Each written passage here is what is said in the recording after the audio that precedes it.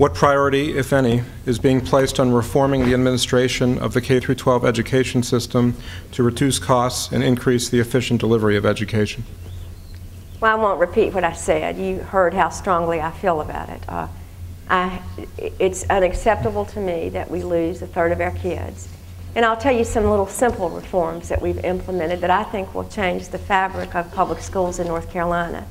This fall, when many of your kids come to school, and they're in kindergarten through 4th grade, their teachers will have for the first time in the history of this state a cool little palm device so that they can help Johnny or Susie every single day or every single week know where they are in math and reading skills.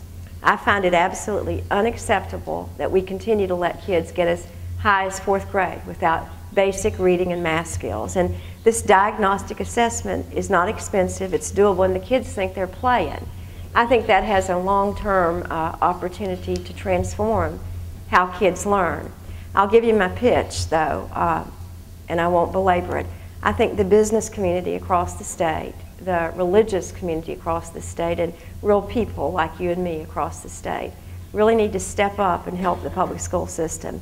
It's almost impossible for a child who has a parent or a grandparent in the prison system to not go to prison themselves. 70% of the kids end up in prison.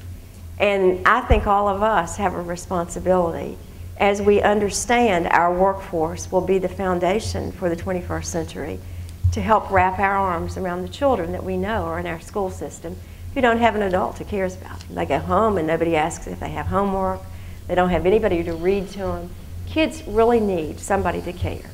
And I would really urge you all to go back to what we did so well in the 90s, which is adopt some schools and get in there and mentor. My husband's doing a mentoring program, and he comes home some nights telling me that there are so many children that he's seeing across North Carolina who have never met the boss of a company.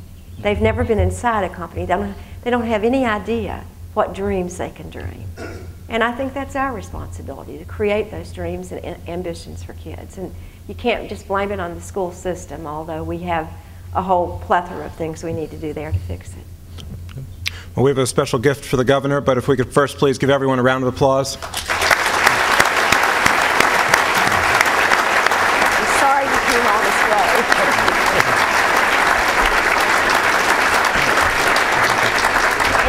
way. Governor, if you could join me up here. Keith or Lynn didn't get to talk. Can you tell him that you love taxes and you love unemployment?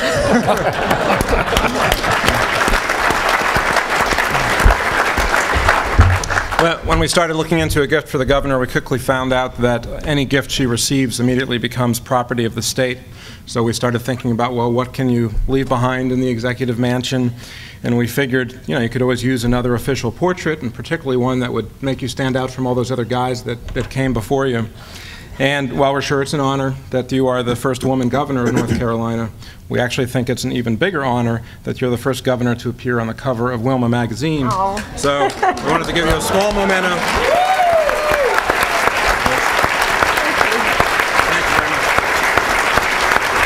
Thank you, everyone, for coming out.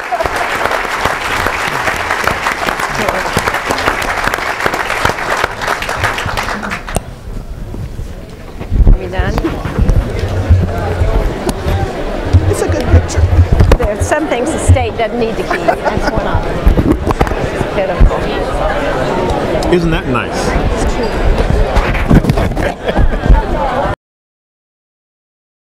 Past, present, future, digital. You live the moment. We'll make it last. Call us at 910-399-1820 or go online at ppfdigital.com.